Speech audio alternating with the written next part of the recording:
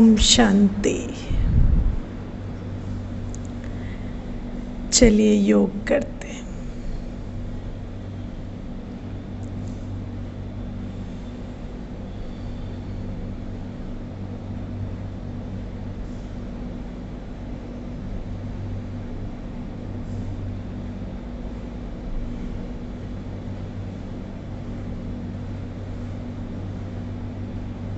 कुछ क्षणों के लिए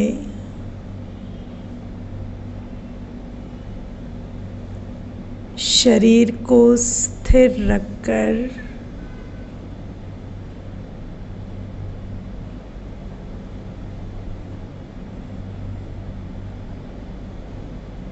इस स्वमान में आ जाए।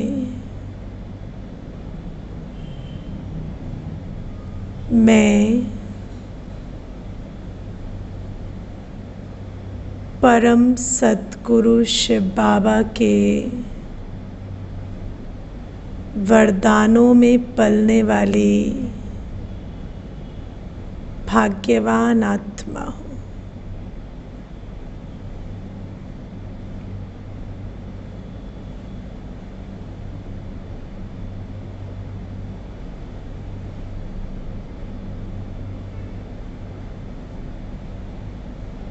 स्वयं भगवान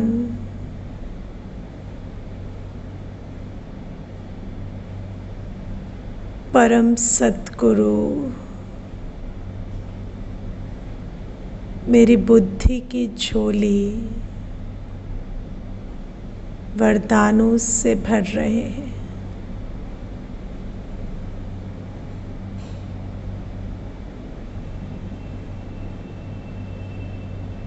अनुभव करें शिव बाबा का वरदानी हाथ अपने सर पर,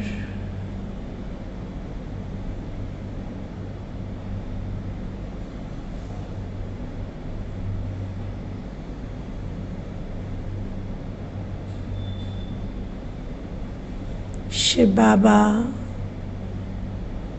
मुझे वरदान देते ही जा रहे हैं।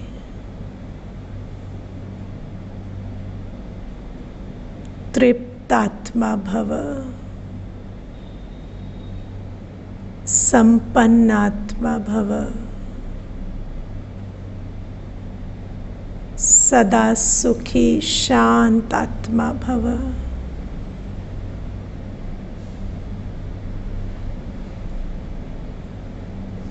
इन वरदानों को बुद्धि में धारण करने से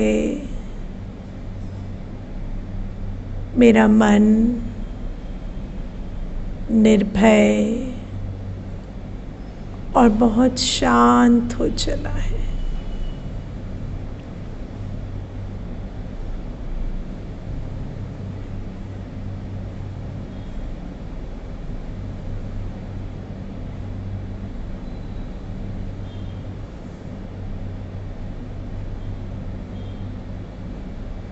अनुभव करें प्रकाश की किरणों से बना वरदानी हाथ अपने सर पर, बुद्धि में वरदानों की गूंजती आवाज। तृप्तात्मा भव, संपन्नात्मा भव, सदा सुखी शांत आत्मा भव।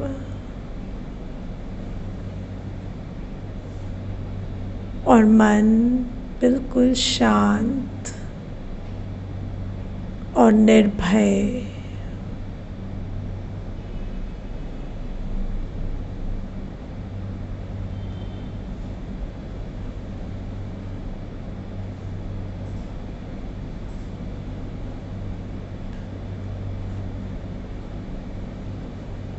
कुछ देर इस पावरफुल स्थिति में बिताएं।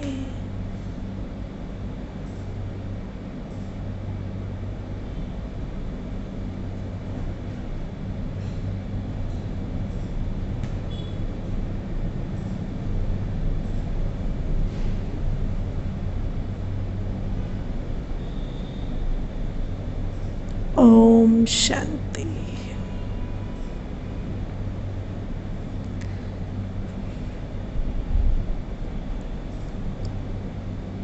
कल हमने बात की थी कि शिव बाबा से हमारे मुख्य 9 संबंध हैं। बाप, टीचर, सतगुरु, माता, बंधु, सखा, साजन, सर्जन और बच्चा। आज हम इन संबंधों को समझेंगे। कल मैंने आपको ये भी कहा था कि शिव बाबा हमारा सब कुछ है और हमें सब कुछ शिव बाबा से मिलता है। जब हमने कोर्स शुरू किया था तो हमने ये बात समझी थी कि आत्मा फुल तो शरीर स्वस्थ, और मैंने कनेक्शन भी बताया था स्वस्थिति से स्वास्थ्य है ना। तो आत्मा फुल भरपूर तो शरीर स्वस्थ, बोल मीठे, मन शुभ भावना से भरा हुआ तो संबंध परफेक्ट। और जब अपने अंदर भय नहीं, आशंका नहीं, तो सामने परिस्थितियां भी अनुकूल। ये तरीका है। और शिव बाबा मुझ आत्मा को मेरे 7 गुणों और शक्तियों में भरपूर करते हैं। अब आज हम 9 संबंधों में शिव बाबा किस तरह से कर्तव्य करते हैं वो समझेंगे। मैंने आपको 7 गुणों के बारे में बताया कि 7 गुण हैं ज्ञान, पवित्रता, शांति, प्रेम, सुख, आनंद और शक्ति। और हमें समझना है कि ये 7 गुण ऑर्डर में हैं। पहले ज्ञान। ज्ञान मिलने से पवित्रता आती है। मन में जो मैल था, मन में जो क्या, क्यों, ऐसे क्यों, वैसे क्यों था, वो जैसे जैसे क्लीन होता जाता है, क्योंकि ज्ञान मिल गया कि मैं एक आत्मा हूँ। मुझे जब कोई भी घटना होती है तो मेरे अंदर का संस्कार ट्रिगर होता है, और अगर मैं चाहूँ तो मैं उस समय चॉइस लेकर सुखी शांत रह सकती हूँ। तो ज्ञान मिला कि मैं संस्कारों की वजह से तंग हूँ, संसार की वजह से नहीं, है ना। और दूसरे भी जो व्यवहार कर रहे वो संस्कारों के कारण कर रहे, इसलिए नहीं कि उनको मेरे से कोई प्रॉब्लम है, पर उनका संस्कार ऐसा है। तो ज्ञान मिलने से पवित्रता आती। पवित्रता आने से जब मन की सफाई होती तो मन शांत होने लगता, तो शांति मिलती। शांति मिलने से हम प्रेम का व्यवहार करते, सबको प्यार देते। जब प्यार देते तो उधर से भी प्यार मिलता, जब इधर से अच्छी वाइब्रेशन देते तो उधर से भी मिलती। इससे सुख का सृजन होता। और फिर धीरे धीरे जब हम सुख की अवस्था में टिकते जाते तो एक आनंद की अनुभूति आती, जिसको हम स्थायी सुख कहेंगे। सुख का ऑपोजिट है दुख, आनंद का ऑपोजिट नहीं है। तो जब स्थायी सुख हो जाता तो उसको आनंद की अनुभूति कहेंगे।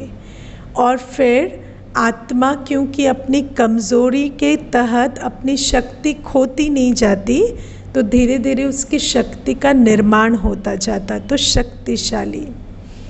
तो आप देखो कि बाबा हम आत्मा को ब्रह्मा तन में प्रवेश कर कर जो सबसे बड़ी पूंजी है वो देते ज्ञान, है ना। ये आत्मा परमात्मा का ज्ञान, सृष्टि के आदि मध्य अंत का ज्ञान शिव बाबा हम बच्चों को देते। तो जैसे पिता होता है ना, पिता अपनी प्रॉपर्टी देता है। तो जो शरीर का पिता होता है उसके पास तो शरीर की प्रॉपर्टी होती है, मकान, दुकान, पैसा, तो खाना, कपड़ा, ये चीज़ें वो बच्चों को देता। और शिव बाबा के पास क्या प्रॉपर्टी है? ज्ञान का खजाना, शांति का खजाना, प्यार का खजाना। तो बाबा हमें वो वर्षा देते पिता के रूप में, ठीक है। और फिर जैसे लौकिक पिता हमें घर देता है ना, तो ऐसे ही शिव बाबा हमारे लिए स्वर्ग बनाते हैं। अब इसके बाद सतयुग बनेगा, लेकिन सतयुग सिर्फ बनाते ही नहीं, उसमें हमें जाने लायक हो उसके लिए तैयार भी करते।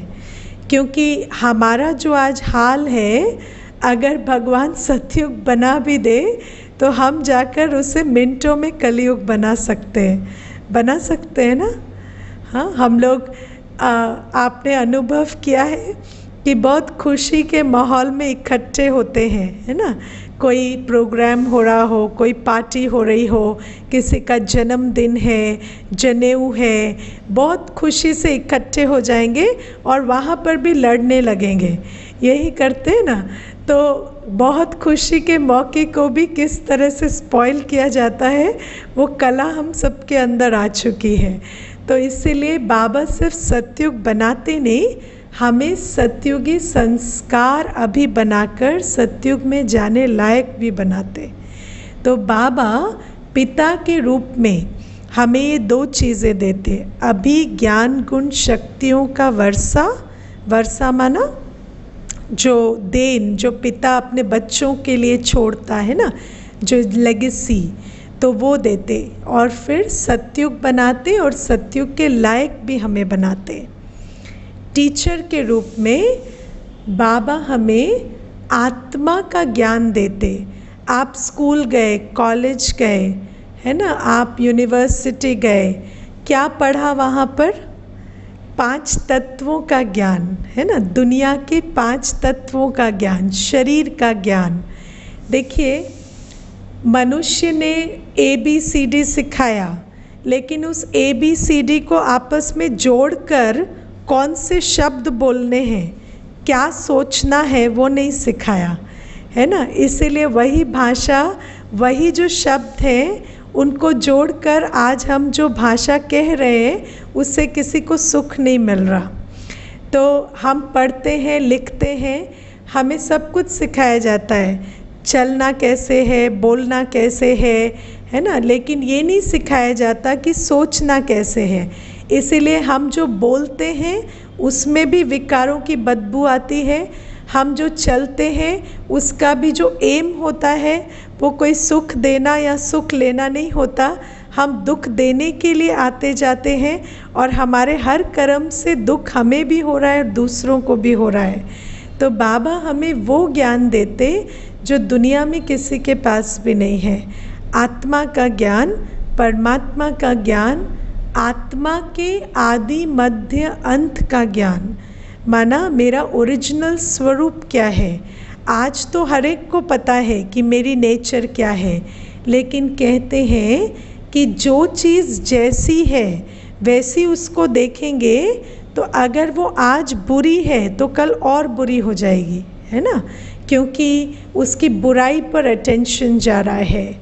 लेकिन बाबा हमें सिखाते कि आत्मा का ओरिजिनल स्वरूप कितना पवित्र है, कितना शांत है। तो उस ज्ञान से हम पुनः पवित्र और शांत बनते जाते। तो बाबा ज्ञान सागर टीचर बनकर पढ़ाते हैं। आपने कभी ऐसा सोचा था कि भगवान बाप के रूप में प्रैक्टिकली हमें वर्षा देंगे और टीचर के रूप में प्रैक्टिकली ऐसे रोज़ पढ़ाएंगे? ऐसा तो कभी नहीं सोचा था। भले कहते रहते हैं, लेकिन ऐसा सोचते नहीं हैं कि कोई प्रैक्टिकली उनका ऐसा रोल चलेगा। तो परमात्मा प्रैक्टिकली बाप बनकर हमें वारिस बना रहे हैं, टीचर बनकर हमें पढ़ा रहे हैं, और सतगुरु बनकर बाबा हमें रोज़ वरदान देते हैं। आप मुरली सुनने लगे हैं? कौन कौन मुरली सुनने लगे? ग्रुप पे भेजती हूँ ना मैं। कौन कौन सुनते हैं, हाथ उठाना ज़रा। ओके, वेरी गुड, है ना। तो परमात्मा की मुरली में रोज़ शिव बाबा हमें वरदान देते हैं। लेकिन एक चीज़ हम यहाँ पर सुनेंगे, ग्रुप पर जाती है, निखिल कुमार भाई को भी भेज दीजिएगा, है ना? हाँ, तो अच्छा, मुरली का लिंक हम भेजते रहेंगे, जिनको नहीं भी जाती है वो लिंक हम भेज देंगे, तो आप लोग सुनिएगा, है ना? क्योंकि देखिए, ज्ञान हम सुनते हैं वो ठीक है, लेकिन शिव बाबा से डायरेक्ट जो मुरली आती है ना, वो सुनना बहुत आवश्यक है। आप डायरेक्ट बच्चे हैं ना शिव बाबा के, तो आपको डायरेक्ट सुनने का हक है। तो वो मुरली आपको रोज़ भेजूंगी, वो भी आप सुनना धीरे धीरे शुरू कर दीजिए। और दूसरी बात है कि शिव बाबा हमें वरदान देते हैं मुरली में, लास्ट में, है ना? तो वरदान जो होते हैं शिव बाबा के, वो थोड़े से डिफरेंट होते हैं दुनिया के हिसाब से जो वरदान होते हैं ना। अब हम लोग कभी साधु गुरु के पास जाते हैं तो क्या सोचते हैं, वो कहे तथास्तु और तथास्तु हो जाए, ऐसा सोचते हैं ना। लेकिन शिव बाबा जब वरदान देते हैं तो उस वरदान का एक नियम है। वो नियम क्या है? विधि से सिद्धि, रिद्धि सिद्धि नहीं, विधि से सिद्धि। बाबा ने हमें बताया है विधि से सिद्धि। अगर तुम विधि सही अपनाओगे तो तुम्हें सिद्धि मिलेगी। देखिए, गुरु हमें दुनिया में गुरु वरदान देते हैं, है ना? सर पर हाथ रखेंगे, बोलेंगे तुम्हारा कल्याण हो जाए। लेकिन कोई भी हमें उन वरदानों का सोर्स नहीं बताते, है ना? तो जब वरदान का सोर्स नहीं बताते तो हर बार जब हमें डर लगेगा, जब चिंता होगी, तो हमें क्या करना पड़ेगा? फिर गुरु के पास जाना पड़ेगा, फिर उनको आशीर्वाद या कृपा के लिए मांगना पड़ेगा। लेकिन बाबा हमारे साथ ऐसा नहीं करते। बाबा कहते हैं मैं तुम्हें फॉर्मूला बता देता हूँ, जब भी तुम इस फॉर्मूला को अपनाओगे तुम्हें ये वाली प्राप्ति ज़रूर होगी। तो वरदान जो शिव बाबा देते उसमें 2 पार्ट्स होते हैं, ऐसा करो तो ऐसी सिद्धि मिलेगी, है ना? तो ये जो 2 हिस्से वरदान में होते हैं, उनमें से फर्स्ट हिस्सा हम फुलफिल करेंगे तो अगला हिस्सा हमें प्राप्त ज़रूर हो जाएगा। तो बाबा हमें डिपेंडेंट नहीं बनाते, बाबा हमें डिपेंडेंट नहीं बनाते, बाबा हमें भरपूर बनाते हैं। आप देखो कि मैंने ऐसा भी देखा है कि दुनिया में कई ऐसे भी होते हैं जो किसी साधु गुरु के पास जाते हैं, फिर उनको ऐसा हो जाता है कि गुरु नाराज़ ना हो जाए, है ना, या गुरु की कृपा हमारे सर से हट ना जाए। लेकिन बाबा हमें कहते हैं तुम्हें कभी डरने की आवश्यकता नहीं है। एक तो मैं प्रेम का सागर हूँ और दूसरा मैं तुम्हें अपना सारा खजाना दे देता हूँ। तो तुम्हें इतना मैं इंडिपेंडेंट बना देता कि तुम्हें अगर खुश होना है तो क्या करना है, शांत फील करना है तो क्या करना है, तृप्त अनुभव करना है तो क्या करना है, वो सारे अनुभवों की मैं तुम्हें सीढ़ी बता देता हूँ, विधि बता देता हूँ। और जब भी तुम इस विधि को अपनाओगे तो तुम्हें वो प्राप्ति ज़रूर होगी, है ना। तो मैं आज का वरदान आपको थोड़ा पढ़कर सुनाती हूँ तो आपको थोड़ा एग्जाम्पल मिलेगा। आज का वरदान है बाबा का, दातापन की भावना द्वारा इच्छा मात्रम अविद्या की स्थिति का अनुभव करने वाले तृप्त आत्मा भव। इसका अर्थ क्या है? जैसे एक नियम आप और समझ लीजिए, जैसे विधि से सिद्धि समझा ना, ऐसे दूसरा नियम है, इच्छा अच्छा नहीं बनने देती, और जो अच्छा बनता है उसकी सर्व इच्छाएं पूरी हो जाती है। इच्छा अच्छा नहीं बनने देती, और जो अच्छा बन जाता उसकी सर्व इच्छाएं आप ही पूरी हो जाती हैं। इसका मतलब क्या है?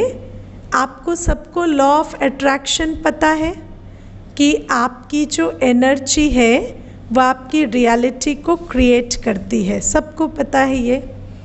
अब आप देखो, जब आपके अंदर कोई इच्छा जन्म लेती है ना, सपोज़ आपके अंदर यही इच्छा है हो गई कि मेरा जो युगल है, पति है या पत्नी है, वो ज्ञान में चले, है ना। कई बार ऐसे भी इच्छा हो जाती है। तो जैसे इच्छा ये वाली उत्पन्न हो गई, तो उस समय पर आप इच्छा के कारण आपकी जो वाइब्रेशन है वो कैसी है कि मेरे अंदर कमी है, मुझे भरपूर फील नहीं होता, क्योंकि इच्छा से अच्छापन ख़त्म हो जाता है, भरपूरता की एनर्जी ख़त्म हो जाती है ना। और जब भरपूरता की एनर्जी ख़त्म हो जाती है, हम अनफुलफिल्ड फील कर रहे हैं, तो आगे से हम अट्रैक्ट भी क्या करते हैं, विपरीत परिस्थितियों को अट्रैक्ट करते हैं। क्योंकि अगर मैं अपने को लेस देन फील कर रही हूँ तो मैं अच्छे से अच्छा अट्रैक्ट नहीं कर सकती। तो बाबा हमें क्या कह रहे हैं कि तुम अपने को दाता समझो, मैं देने वाली हूँ। तो जो देने वाला है उसके अंदर कोई इच्छा नहीं होती। इच्छा मात्रम अविद्या, मतलब इच्छा क्या है उसकी भी अविद्या है। मुझे ये भी नहीं पता कि इच्छा होती क्या है, क्योंकि मैं तो दाता हूँ। तो जब दाता बनकर इच्छा से भी परे चले जाएंगे, इच्छा की विद्या से भी परे चले जाएंगे, तो आप सब अच्छी चीज़ें अट्रैक्ट करेंगे और आप अपने अंदर तृप्त अनुभव करने लगेंगे। आप देखो, जैसे इच्छा जन्म लेती है तो हमारे अंदर अतृप्ति का भाव आता है, और जैसे ही आप अपने को तृप्त, अपने को दाता, मैं तो देने वाली हूँ, मुझे लेना नहीं है, मेरी कोई इच्छा नहीं है, मुझे तो देना है, इस भाव में आएंगे तो आप तृप्त बनेंगे। और जो तृप्त आत्मा होती है वो तृप्ति को अट्रैक्ट करती है। लॉ ऑफ अट्रैक्शन में भी यही कहते हैं ना कि जो आप बनना चाहते हैं वो आप अपने को कहें। तो तृप्त बनेंगे कैसे? जब आप अपने को तृप्त आत्मा का वरदान देंगे। लेकिन तृप्त आत्मा कैसे बनेंगे? जब आप अपने को दातापन की सीट पर सेट करेंगे कि मैं दाता हूँ। अब आप देखो कि कोई पूछ रहे इच्छा रखना गलत है क्या? तो अभी क्या समझ में आया आपको इतनी देर से? इच्छा अगर रखते हैं तो इच्छा के कारण हमारी वाइब्रेशन खराब हो जाती है। आप सब ने रामायण पढ़ी, क्या सीखा रामायण से? कि सीता है ना, सीता माँ, सीता जी ने अपना पूरा महल छोड़ा, सब कुछ छोड़ा, श्री राम के पीछे चल पड़ी। लेकिन एक स्वर्ण मृग की इच्छा हो गई। एक इच्छा जो थी उसने पूरी रामायण को जन्म दिया, है ना। तो एक इच्छा, वो आत्मा जिसने सब कुछ छोड़ा, अपने श्री राम के साथ रहने के लिए सब कुछ छोड़ा, लेकिन जैसे ही स्वर्ण मृग की इच्छा हो गई तो श्री राम को उसके पीछे भेज दिया कि आप जाओ, पहले तो स्वर्ण मृग लेकर आओ, तब बात करेंगे, है ना। तो जब स्वर्ण मृग की इच्छा हो गई तो जिसके पीछे सब कुछ छोड़ा उसको स्वर्ण मृग के पीछे छोड़ दिया कि आप जाओ और पहले तो मेरी इच्छा पूरी करो।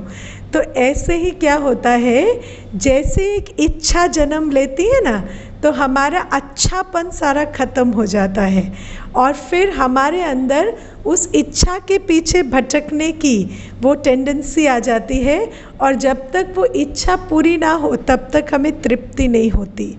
तो बाबा कहते इच्छा मात्रम अविद्या बनो तो तुम्हारी सर्व इच्छाएं पूरी हो जाएंगी। समझ आई बात, है ना। तो इस तरह से बाबा सतगुरु बनकर हमें रोज़ वरदानों से सींचते हैं, और बाबा हमें कहते हैं कि मैं तुम्हें वरदान देता हूँ, लेकिन तुम क्या करो, जो वरदान तुम्हें मुझसे प्राप्त होते हैं उनको स्मृति का जल डालो। जैसे आप दिन भर स्मृति का जल डालते हो ना, मैं बहुत स्ट्रेस्ड हूँ, मैं बहुत बिज़ी हूँ, मैं बहुत दुखी हूँ, मेरे जीवन में तो इतनी प्रॉब्लम है, तो स्मृति का जल डाल डाल के उस वृक्ष को बड़ा करते हो ना। ऐसे ही क्या करो, जो वरदान मिलते हैं उनको स्मृति का जल डालो। मैं तो तृप्त आत्मा हूँ, मैं तो दाता आत्मा हूँ, मुझे तो स्वयं शिव बाबा ने वरदान दिया है, मैं इच्छा मात्रम अविद्या हूँ, मुझे तो ये पता भी नहीं कि इच्छा क्या है, तो मैं तो भरपूर हूँ। जब अपने को ऐसे वरदानों की स्मृति का जल डालेंगे तो कहते स्मृति से समर्थी, तो वो जो जिस चीज़ को हम बार बार अपने को याद दिलाएंगे वो ताकत हमारे अंदर आती जाएगी।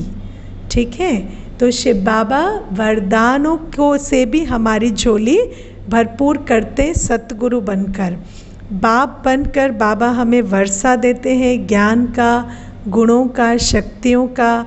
टीचर बनकर रोज़ पढ़ाते हैं, है ना, और सतगुरु बनकर वरदान देते हैं। बाबा माता बनकर, माता क्या करती है? हाँ, माता का क्या काम होता है? आपको अकबर बिरबल की स्टोरी मालूम है? एक बार बिरबल को अकबर ने कहा कि इस राज्य का सबसे सुंदर बच्चा ढूंढ कर लाओ, मेरे राज्य में सबसे सुंदर बच्चा कौन सा है वो ढूंढ कर लाओ। तो बिरबल एक बच्चे को ले आए, और वो जो बच्चा था वो बिल्कुल काला कलूटा, एकदम पतला दुबला, और बिल्कुल उसके चेहरे पर रंग नहीं, रौनक नहीं। तो जब अकबर ने उसको देखा तो बोला ये सबसे अच्छा बच्चा है, सबसे सुंदर बच्चा लगा तुम्हें? तो बिरबल कहता है रुको रुको, मैं इसकी माँ को बुलाता हूँ। तो जब माँ आई ना, तो माँ ने बच्चे का ऐसा वर्णन किया, मेरा लाडला बच्चा, मेरा नूरे रतन, मेरा सबसे प्यारा, मेरा जिगर का टुकड़ा, है ना, तुझसे तो सुंदर कोई है ही नहीं, मेरा राजा बच्चा। तो जैसे माँ कहने लगी तो अकबर को ऐसा लगा ये मैं क्या भूल कर रहा था, ये तो वास्तव में सबसे सुंदर बच्चा है, इसकी माँ की नज़रों से देखो ये बच्चा कितना सुंदर है। तो ऐसे ही माँ की तरह शिव बाबा हमारे में सिर्फ विशेषता देखता है ना। दुनिया में हर व्यक्ति ने हमारे में कमी देखी है ना। इवन कभी कभी लौकिक माता पिता भी कमी देख लेते हैं लेकिन शिव बाबा हमारे अंदर कभी कोई कमी नहीं देखता। शिव बाबा माता की तरह हमारे अंदर सिर्फ गुण और विशेषताएं देखता है। आप मुरली में शिव बाबा रोज़ हमें शुरुआत में क्या कहते हैं पता है? कहते हैं मीठे बच्चे, मीठे बच्चे। तो मीठे बच्चे, हम मीठे हैं, हमेशा मीठे रहते हैं, है ना। हम तो कभी कड़वे भी होते हैं, कभी खट्टे भी होते हैं, कभी कैसे भी होते हैं, लेकिन शिव बाबा को कभी नहीं हम कड़वे खट्टे लगते, वो रोज़ हमें मीठे बच्चे कहते हैं। और ये जो माता का प्यार है ना, उसी से ही बच्चे के अंदर कॉन्फिडेंस आता है। आप देखना, कोई भी दुनिया में कितना भी बात हो जाए, जब माँ के पास बच्चा आता है तो उसको हमेशा माँ दोबारा रिचार्ज कर देती है ना। उसके अंदर निश्चय बिठा देती है, उसको आगे बढ़ा देती है। कैसे? उसके निस्वार्थ प्रेम से उस बच्चे के अंदर कॉन्फिडेंस पैदा होता है। ऐसे ही शिव बाबा जो माँ के रूप में हमारे अंदर सिर्फ गुण ही गुण देखते हैं ना, उनके सानिध्य में आत्मा का खोया हुआ आत्मविश्वास वापस आ जाता है। ठीक है, मैं जब ज्ञान में नई आई तो मुझे ऐसा नहीं लगता था कि मेरे अंदर कोई गुण है या मैं कोई सेवा कर सकती हूँ। लेकिन आप देखो, शिव बाबा ने रोज़ वरदान दे देकर, प्यार दे देकर, विशेषताओं का गुणगान कर करके आत्मा को तैयार कर दिया, ये सोचने के लिए कॉन्फिडेंस दिया कि हम भी कुछ कर सकते हैं, है ना। तो बाबा माँ के रूप में, शिव बाबा परमात्मा माँ के रूप में आत्मा के अंदर सिर्फ गुण देखकर उसको गुण स्वरूप बना देते हैं। और फिर शिव बाबा बंधु के रूप में, बंधु माना भाई, भाई होता है ना, भाई भाई को हमेशा सम्मान देता है ना। भाई का काम क्या होता है, चाहे भाई कुछ भी करे लेकिन सम्मान देता है। तो शिव बाबा भी हर बच्चे को अपने इक्वल रखता है। शिव बाबा से हमें हमेशा सम्मान की भावना आती है। शिव बाबा हमें कभी ये नहीं कहता कि तुम छोटे हो, तुम नीचे हो, तुम कम हो।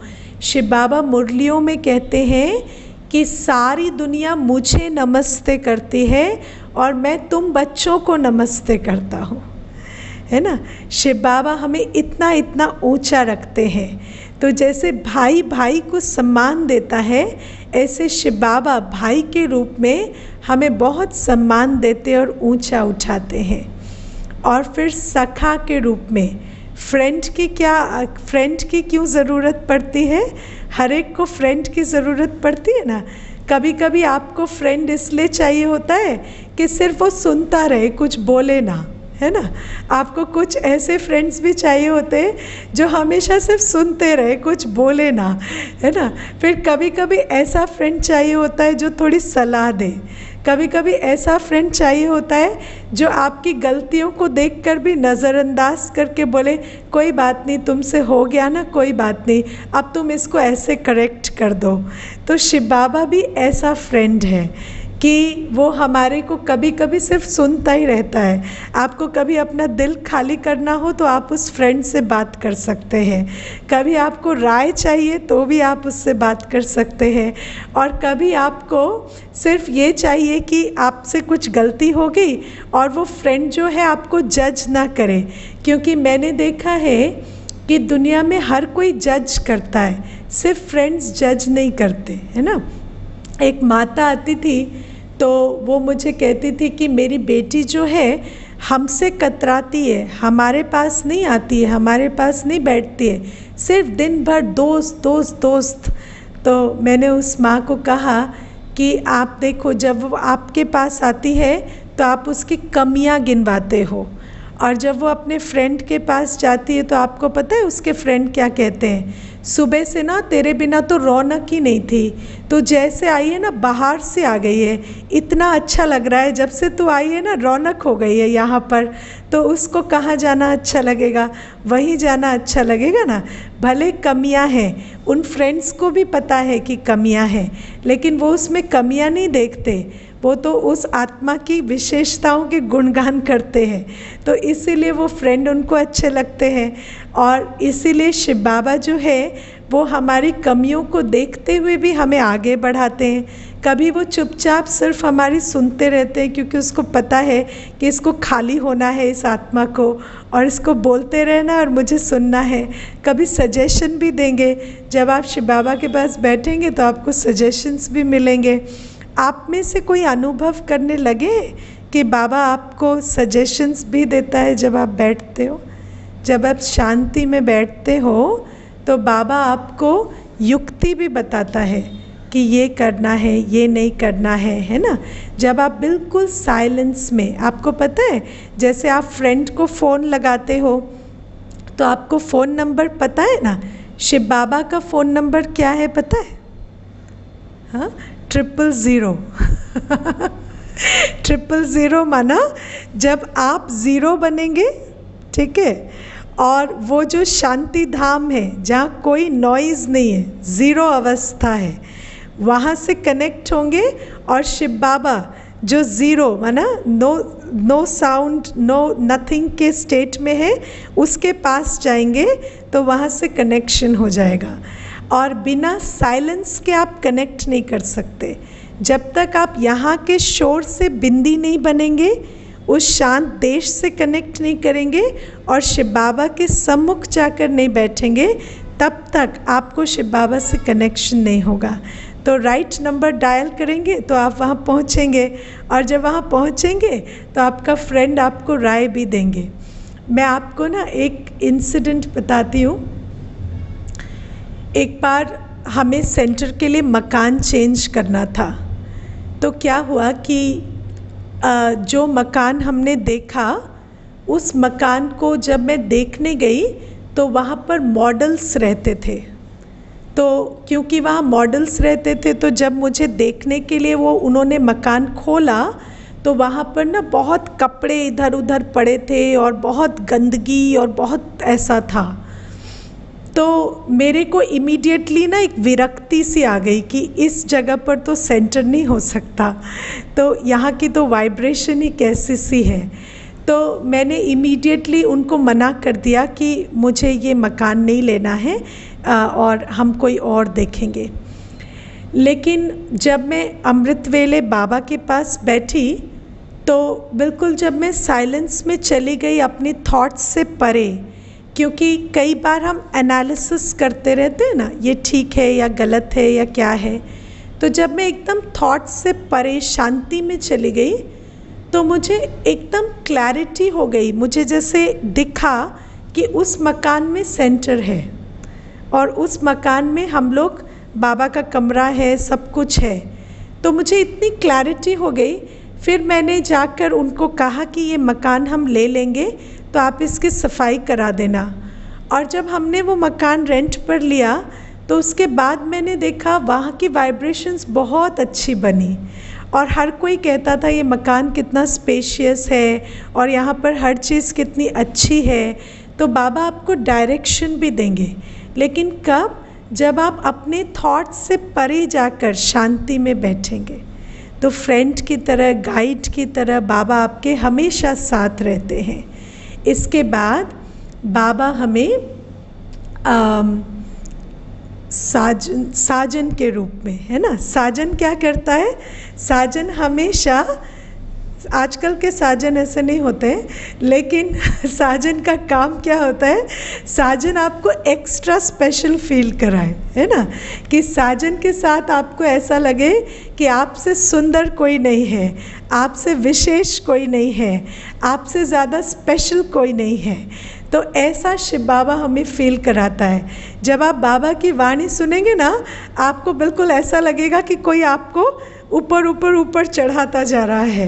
कभी कभी विश्वास भी नहीं होता कि ये सब कुछ मेरे ही लिए बोला जा रहा है, मैं तो सुन रही हूँ लेकिन शायद बोला किसी और के लिए जा रहा है। तो इतना बाबा हमें स्पेशल फील कराता है कि हमें कभी भी अपने स्वमान में कमी नहीं आने देता। तो ये वो साजन है।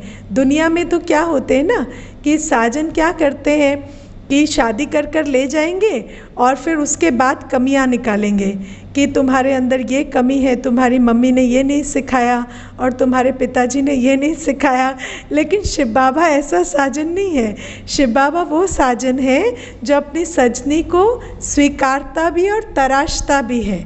वो कभी ये नहीं कहता तुम ये सीख कर नहीं आए, तो वो हमेशा हमें स्वीकारता भी है और तराशता भी है, और जो उसे हमें बनाना है वो लायक भी बनाता है। तो ऐसा साजन सबको चाहिए ना। हमें कौन सा साजन चाहिए होता है? जो हमें, हम जो हैं, जैसे हैं वैसे स्वीकार करें, प्यार करे, सराहे और आगे बढ़ाए। और क्योंकि आगे बढ़ना हर कोई चाहता है, लेकिन प्रॉब्लम क्या आती है कि जो भी हमें आगे बढ़ाने का वायदा करते हैं वो यूजुअली हमें क्रिटिसाइज़ करके आगे बढ़ाते हैं, है ना। कहते हैं आपके लिए ये अच्छा है लेकिन आपके अंदर ना ये कमी बहुत है। तो हमारा ध्यान कहाँ चला जाता है? उनकी एनर्जी पर, कि वो हमें रिजेक्ट कर रहे हैं। लेकिन शिव बाबा जब हमें बहुत स्पेशल फील कराता है, हमें ऊंचा उठाता है, तो फिर हमारे अंदर, खुद के अंदर ये भावना आती है कि हम भी बेहतर बने। क्योंकि जो साजन प्यार करता है उसके लिए अच्छा बनने का भी मन करता है ना। तो बाबा ऐसा साजन है। और आत्मा के रूप में बाबा सबका साजन है, चाहे वो मेल कॉस्ट्यूम में आत्मा है चाहे फीमेल कॉस्ट्यूम में आत्मा है। कई बार बहनों को तो इजी होता है शिव बाबा को साजन बनाना, भाइयों को थोड़ा डिफ़िकल्ट लगता है। क्यों? क्योंकि भाई अपने को समझते हैं मुझे तो सजनी चाहिए, साजन नहीं चाहिए। लेकिन वास्तव में शिव बाबा जो है वो सबका साजन है और आत्मा के रूप में हम सब सजनी हैं। ठीक है। अच्छा, 8वां संबंध है डॉक्टर का, सर्जन का, है ना। तो दुनिया में इतने डॉक्टर्स हैं लेकिन वो किसका इलाज करते हैं? शरीर का, है ना। आजकल कुछ डॉक्टर्स ब्रेन का भी इलाज कर देते हैं, लेकिन आत्मा का इलाज करना, आत्मा के अंदर से विकारों को ख़त्म करना, आत्मा के अंदर गुणों की स्थापना करना, ये इलाज कोई डॉक्टर नहीं कर पाता, है ना। तो शिव बाबा हमारी जो इतने जन्मों की बीमारी है विकारों की, उससे हमें फ्री कराते हैं। और जब आत्मा निरोगी बनती है तो शरीर आप ही निरोगी बन जाता है ना। आपने कभी देखा है जब आप खुश होते हो आपका शरीर कितना हल्का महसूस करता है ना। और जब आप अंदर भारी होते हो तो ऐसा लगता है शरीर में भी दर्द हो रहा है। और आज तो मेडिकल साइंस भी कहती है कि आत्मा का माना थॉट्स का असर शरीर पर होता है। तो बाबा हम आत्मा की बीमारी, विकारों की बीमारी, काम, क्रोध, लोभ, मोह, अहंकार से छुड़ाते हैं। कैसे छुड़ाते हैं? कल मैंने आपको बताया था कि 7 गुण जब ख़त्म हो जाते हैं तो विकार आते हैं। बाबा हमें क्या करते? 7 गुणों में भरपूर करते हैं, तो फिर हमें विकारों की ज़रूरत नहीं पड़ती। फिर हमें लोभ, काम, क्रोध का सहारा लेना नहीं पड़ता। आपको किसी को छोटा दिखाकर बड़ा नहीं होना पड़ता। आपको अपने आप पता होता है मैं बड़ी ही हूँ, है ना। आप आज हम सबको पुट डाउन क्यों करते हैं, छोटा क्यों दिखाते हैं? दिखाते हो ना, दूसरों को छोटा दिखाते हो कि नहीं? दूसरों को छोटा क्यों दिखाते हैं? क्योंकि हमारे को अपने आप बड़ा होना नहीं आता। जब आप छोटे थे तो एक हम लोग एक्सरसाइज करते थे ना कि एक लाइन बनाते थे पेपर पे और फिर कहते थे इस लाइन को छोटा करो। तो क्या करते थे? उसके आगे एक बड़ी लाइन बना देते थे। तो हमने क्या सीखा कि बड़ी लाइन के आगे वो छोटी हो जाती है। तो हम वही फॉर्मूला आज तक अपना रहे हैं कि अपने को बड़ा करना है तो दूसरे को छोटा कर दो, है ना। दूसरे को 4 बातें सुना दो, दूसरे को कह दो तुम्हारे अंदर कोई गुण नहीं है, कुछ नहीं है, तो हमें फील होने लगता है हमारे अंदर बहुत अच्छाई है। लेकिन बाबा हमें कहते हैं कि तुम्हें अहंकार की ज़रूरत नहीं पड़ेगी। जब तुम्हारे को ये निश्चय हो जाएगा ना मैं ऊंची ही हूँ, तो तुम्हें किसी को आगे बढ़ाने में, किसी को बड़ा करने में, किसी को सम्मान देने में कोई प्रॉब्लम नहीं होगी, क्योंकि तुम्हारे अंदर स्वमान भरा पड़ा है।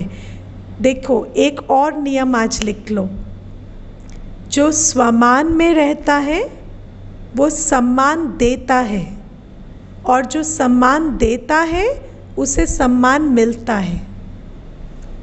जो स्वमान में रहता है वो सम्मान देता है, और जो सम्मान देता है उसे सम्मान मिलता है। और जो स्वमान में नहीं है वो अपमान करता है, और जो अपमान करता है उसको कभी सम्मान नहीं मिलता, है ना। तो हम हमेशा सम्मान मांगने के लिए क्या करते हैं? अपमान करते हैं। हम दूसरे को कहते हैं तुम मुझे सम्मान दो, तुम छोटे हो। लेकिन अगर आप सम्मान चाहते हैं तो सम्मान दो। सिंपल सा फॉर्मूला है। आपको किसी को झुकाना है ना, आप झुक जाओ, वो ऑटोमेटिकली 3 बार आपके सामने झुकेगा, क्योंकि आप झुक गए। तो आप झुक गए तो वो ज़रूर झुकेगा। लेकिन आप समझे कि उसको झुकाएं तो फिर वो कभी नहीं झुकेगा, क्योंकि आप अपमान करेंगे तो वो भी अपमान करेगा। लेकिन किसी को सम्मान देने के लिए खुद स्वमान में रहना बहुत ज़रूरी होता है। मैं आपको एक इंसिडेंट बताती हूँ कि एक बार ऐसा हुआ कि मुझे मेरे किसी व्यक्ति के साथ जो पास्ट का लेन देन था वो इतना स्वीट नहीं था। बहुत सारी बातें, बहुत सारा वैर वैमनस्य पीछे का था। लेकिन ऐसी परिस्थिति बनी कि मुझे उन्हीं से हेल्प लेने जाना पड़ा। तो जब मैं उनसे हेल्प लेने गई तो उनको पता चल गया था कि ये मुझसे हेल्प मांगने आएंगे। तो वो बिल्कुल तैयार बैठे थे कि वो मुझे बहुत सारी बातें सुनाएंगे। लेकिन उसके दौरान क्या हुआ, उस बीच में मैं ज्ञान में आ गई थी। तो जब मैं उनके पास हेल्प लेने गई तो मैंने उनको बताया कि मैं आपके पास इस कारण से आई हूँ और मुझे ये मदद चाहिए। तो उन्होंने मुझे ताने मारे 1-2, है ना, और फिर ऐसे कहा कि अच्छा तो अब आपको हमसे हेल्प चाहिए, आप अपनी हेल्प नहीं कर पा रही हैं। मुझे तो लगा था आपको कभी किसी की हेल्प नहीं चाहिए होती है। तो ऐसे कुछ उन्होंने कहा, तो मैं बिल्कुल चुप रहकर मैंने कहा कि हाँ, अब ऐसा ही है कि मुझे आपसे हेल्प चाहिए और मैं आपसे रिक्वेस्ट कर रही हूँ कि आप मेरी हेल्प कर दीजिए। तो वो जो व्यक्ति था, क्योंकि मैंने उसको ऐसी एक बात कह दी जिसके लिए वो प्रिपेयर्ड नहीं था, तो वो बिल्कुल चुप होकर, शांत होकर कुर्सी पर बैठ गए और उन्होंने फटाफट मेरा काम कर दिया और उन्होंने मुझे कुछ भी नहीं कहा। उसके बाद वो चुपचाप, और वो एक तरह से ना शॉक भी चले गए थे कि ये क्या हुआ, इन्होंने मुझे जवाब भी नहीं दिया, इन्होंने मुझे कोई ताने भी नहीं मारे, इन्होंने मुझे कुछ पलट के भी नहीं कहा। तो आप अगर स्वमान में हैं, किसी के कहने से कुछ हो जाता है क्या? मुझे एक बात बताइए, कोई अगर आपको 2 बातें कह देगा तो आपको कहाँ चोट पहुँच जाती है? 2 बातें सुनने से कान में घाव हो जाते हैं क्या? कुछ भी नहीं होता है। ये अहम होता है जिसको टकराव होता है ना। और अगर अहम से आप ऊपर चले गए, आप स्वमान में, आपको पता है जब भगवान मुझे ऊंचा कहता है तो कोई मेरा क्या अपमान करेगा। तो किसी ने कोई बात कही, उसको आपने सुना और आप अपने सम्मान की स्थिति में रहे, तो सामने वाला क्या करेगा? आपको सम्मान देने के अलावा कोई उसके पास चारा नहीं रहेगा। तो बाबा हमें कहते हैं कि तुम स्वमान में रहो, है ना, तो तुम्हें विकारों की ज़रूरत नहीं पड़ेगी, तुम्हें अहंकार की, क्रोध की, लोभ की, किसी चीज़ की ज़रूरत नहीं पड़ेगी और तुम्हारी ये विकारों की बीमारी छूटती जाएगी। और ये जो डॉक्टर है, ये हमारी सब तरह की हीलिंग कर देते हैं, हमें हील करके। और फिर लास्ट है बच्चा। बाबा हमारा बच्चा भी बनता है। आपको पता है कि जैसे आपसे आपके कितने बच्चे हैं? अगर लौकिक में आपके 2 बच्चे हैं तो आपसे 3 बच्चे हैं, एक शिव बाबा और 2 वो जो लौकिक वाले बच्चे हैं, ठीक है। और बच्चा क्यों? क्योंकि जैसे हम हर चीज़ में पहले ध्यान क्या रखते, बच्चे को क्या पसंद है ना। बच्चा पैदा हुआ तो फिर माता पिता हर चीज़ में क्या सोचेंगे, बच्चे को टाइम देना है, बच्चे को ये चीज़ चाहिए, बच्चे की इस चीज़ का ध्यान रखना है। आपने देखा है ना कि भक्ति में भी लोग लड्डू गोपाल बिठाते हैं, है ना। तो श्री कृष्ण को बच्चा बनाते हैं, फिर क्या करेंगे, कहीं भी जाएंगे, ट्रेन में भी ट्रैवल करेंगे तो पहले उनको भोग लगाएंगे, फिर खुद खाएंगे, है ना। तो ऐसे ही जैसे आप बच्चे को आगे रखते हो ना, ऐसे शिव बाबा को अपने जीवन में सबसे आगे रखो। क्योंकि माताओं का दिल ऐसा होता है, पिताओं का दिल ऐसा होता है कि हमेशा पहले बच्चे की तरफ जाता है। तो उस रूप से जब आप शिव बाबा को सबसे पहले खिलाएंगे, शिव बाबा को सबसे पहले संभालेंगे, शिव बाबा का सबसे पहले ध्यान करेंगे, तो जिसका आप ध्यान करेंगे वो आपका ध्यान रखेगा। जब हम बच्चे का ध्यान रखते हैं तो हमें पता होता है ना, बच्चा भी हमारा ध्यान रखेगा आगे चलकर। तो ऐसे ही जब हम बाबा को बच्चा बनाकर हर चीज़ में पहले बाबा को शामिल करते हैं, तो बाबा भी हमारे को हर चीज़ में पहले शामिल करता है। ठीक है, तो ये 9 संबंध समझ में आ गए। प्रैक्टिकली अब शिव बाबा से आपके ये 9 संबंध हैं। चलिए, ओम शांति। थोड़े क्वेश्चंस ले लेते हैं, फिर योग करेंगे। अच्छा, बाबा के क्वेश्चंस हैं। दीदी, बाबा को कभी गुस्सा नहीं आता? नहीं, वो प्रेम के सागर है ना, तो उनको गुस्सा कैसे आएगा। ठीक है, हमको दाता मानना है अपने आप को, राइट। लेकिन हिरण की इच्छा ने सब खराब कर दिया और राम ने सीता की इच्छा की तो पूरा युद्ध हुआ, राइट। युद्ध का कारण क्या हुआ? इच्छा। There is a difference between desire and aspiration, correct. इसको भी हम थोड़ा ले लेते हैं। दीदी, ये इच्छा बहुत कुछ करते हैं, बहुत की ही मुश्किल है ये इच्छा। अच्छा, ये जो डिज़ायर और एस्पिरेशन, और एक क्वेश्चन भी है, whether positive desire does not link with target, plan in day to day is creation of activities. It means planning is not good. Desire to add value requires desire for execution. Even sitting idle is also desire to sit idle. अच्छा, इच्छा मतलब ये नहीं होता है कि इच्छा एक एनर्जी है। इच्छा नहीं रखना मतलब कर्म नहीं करना, ये नहीं होता। जैसे आपको पता है हम लोग कितने घंटे सेवा करते हैं एक दिन में? कम से कम भी 10-12 घंटे हम सेवा में रहते हैं, चाहे वो क्लास कराने की सेवा हो, चाहे खाना बनाने की, चाहे सफाई करने की। तो सेवा करना है, इच्छा से कर्म नहीं करना है। कर्म करना है, अच्छा बनकर कर्म करना है, इच्छा की एनर्जी से कर्म नहीं करना है। 2 शब्द आते हैं, कंटेंटमेंट और कंप्लेसेंसी। कंटेंटमेंट माना संतुष्टता और कंप्लेसेंसी माना मेरी कुछ आगे करने की ही इच्छा खत्म हो गई, है ना। तो जब भी हम कुछ करें तो इसलिए ना करें कि इस चीज़ को करने से मुझे ये प्राप्त होगा, इसलिए करें कि मैं अच्छी हूँ तो मेरा हर कर्म अच्छा होगा, है ना। जैसे मैं आपको एक एग्जाम्पल देती हूँ। अभी मैं क्लास करा रही हूँ, अगर मैं इच्छा से क्लास कराऊंगी तो जिस दिन आप मुस्कुराएंगे नहीं, मेरी भी हंसी गायब हो जाएगी, है ना। क्योंकि मैं ये सोच रही हूँ मैं आपके लिए क्लास करा रही हूँ, तो आपको मुस्कुराना ज़रूरी है और आपके मुस्कुराने पे मेरा खुश होना डिपेंडेंट हो जाएगा।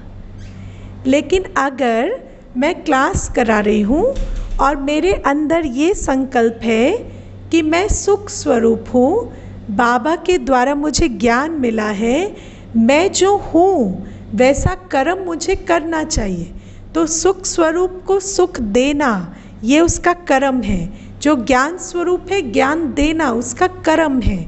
तो मैं अपने स्वरूप में स्थित होकर जब वो कर्म कर रही हूँ, तो आप किसी भी एनर्जी में है, मैं आपको अपलिफ्ट कर सकती हूँ। समझ में आया? तो कुछ पाने की इच्छा से कर्म नहीं करना है, अपनी अच्छाई में स्थित होकर कर्म करना है। इच्छा का कर्म से कोई कनेक्शन नहीं है। कर्म आप इच्छा के साथ भी कर सकते हैं, कर्म आप बिना इच्छा के भी कर सकते हैं, राइट। आप अच्छे बन के भी कर्म कर सकते हैं, आप इच्छा रख के भी कर्म कर सकते हैं। तो जब इच्छा के लिए कहा जा रहा है तो ये नहीं कहा जा रहा कि कर्म ना करो, है ना। अच्छा, दूसरी बात है हम कैसे बिलीव करें, क्या चीज़ बिलीव करना है। अच्छा, शिव बाबा में कैसे बिलीव करें शिव बाबा में बिलीव नहीं करना होता, शिव बाबा है। आप जब बिलीव करेंगे तो आपको अनुभव होगा, है ना। बिलीव ऑप्शनल नहीं है, बिलीव तो करना ही होगा क्योंकि वो है। आप कहीं सूरज में कैसे बिलीव करें तो उसका कोई प्रूफ थोड़ी है, लेकिन जब आप बिलीव करते हैं और आँख खोल के देखते हैं तो आपको नज़र आता है। ऐसे ही जब आप मन बुद्धि खोल कर बैठेंगे और जानते हैं कि वो बैठा है तो आपको उसकी गुण शक्तियों का अनुभव होगा। Is Shiv Baba and God different? नहीं, Shiv Baba is God, God is one and that is ज्योति बिंदु निराकार, है ना। गुणों में सिंधु, रूप में बिंदु। मुझे मेरी मम्मी मारती हैं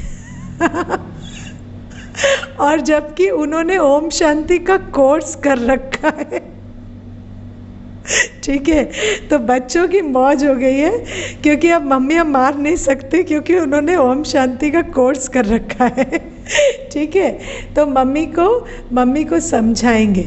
और दूसरी बात है कि आप मार खाने वाले काम नहीं करो क्योंकि आपने भी ओम शांति का कोर्स कर रखा है, ठीक है। और sometimes people criticize you so that you can take this as a challenge and improve.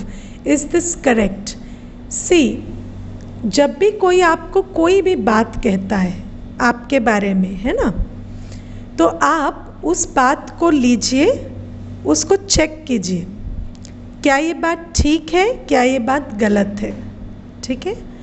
अगर ये बात ठीक है जो वो कह रहे हैं तो आप वो चेंज अपने में ले आइए, और अगर वो बात ठीक नहीं है, गलत है, तो गलत बात के बारे में सोचने का तो कोई मतलब ही नहीं है है ना।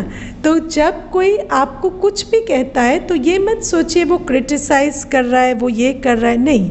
उस बात को लीजिए, चेक कीजिए, आपको लगता है कि आप उसमें कोई बात अडॉप्ट करके अपने को इम्प्रूव कर सकते हैं, करिए, और अगर नहीं लगता तो उसको छोड़ दीजिए, ठीक है। दीदी मैं मुरली सुनती हूँ पर समझ नहीं आती है। मुरली मैं धीरे धीरे समझाऊंगी, लेकिन धीरे आप लोग सुनना शुरू कर दीजिए ताकि आपको कुछ बातें समझ में आती जाए और कुछ जो समझ नहीं आती वो मैं धीरे धीरे समझाऊंगी। मुरली में जो कहा जाता है उससे रिलेट करने में कठिनाई होती है, इसलिए होती है क्योंकि भाषा का थोड़ा सा फ़र्क है, तो वो धीरे धीरे सुनते सुनते आपको आदत हो जाएगी, ठीक है। अच्छा, belief in God versus trust in God, difference. Belief in God means believing in your idea of God. दो चीज़ें हैं, एक परमात्मा के बारे में हमारा आइडिया। जब हम अपने आइडिया से चलते हैं तो बिलीफ कहलाती है। जब हम परमात्मा जो है, जैसा है, उसको जानकर उससे कनेक्ट करते हैं तो वो ट्रस्ट है, ठीक है। ओके दीदी, हम अपने नाम के आगे बीके लगा सकते हैं क्यों नहीं, ज़रूर लगा सकते हैं। आप बाबा के बच्चे हैं, ब्रह्मा कुमार कुमारी हैं, आप जब चाहें जैसे चाहें अपने नाम के आगे बीके लगा सकते हैं। ओके, चलिए थोड़ा योग करते हैं। शिव बाबा जो हमें माता बनकर अपने आंचल में समा रहे हैं, उनके साथ थोड़ा कनेक्ट करते हैं।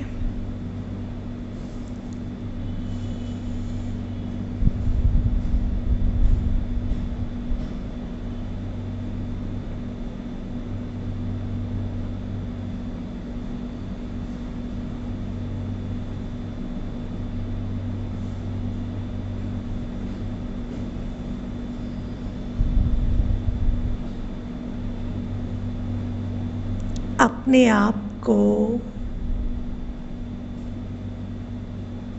एक छोटे बच्चे के रूप में बिल्कुल समर्पित बुद्धि, छोटा बच्चा बना दें।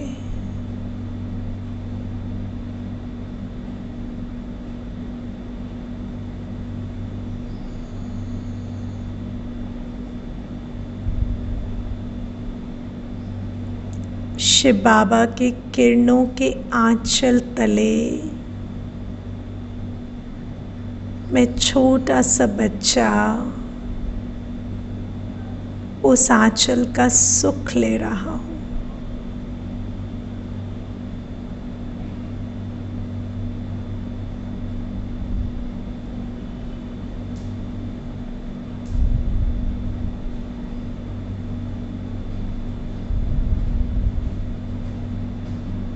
शिव बाबा मुझे ज्ञान से शक्ति भर रहे हैं, प्यार से मेरी पालना कर रहे हैं।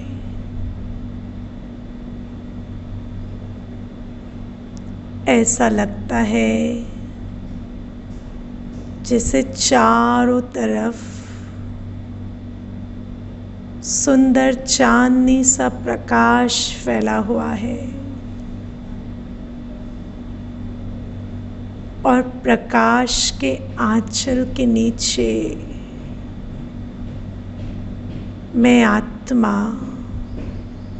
छोटे बच्चे के रूप में स्थित हूँ।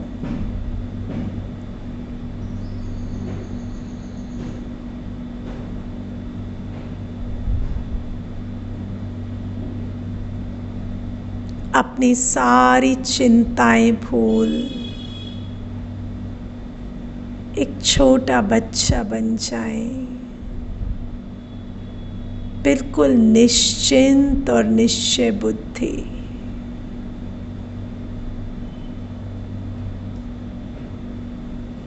माता पिता की छत्र छाया में पलने वाला छोटा सा समर्पित बुद्धि बच्चा हूँ मैं।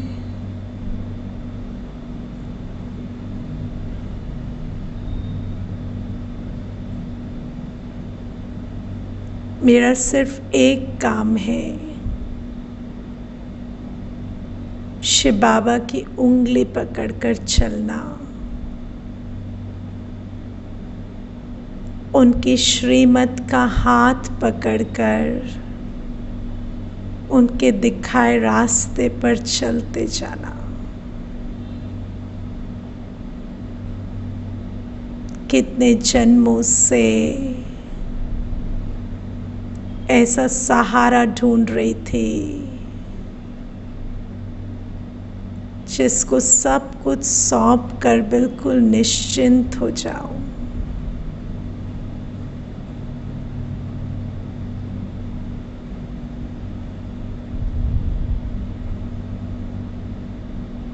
कुछ देर इस निश्चिंतता के अनुभव में एकाग्र हो जाए।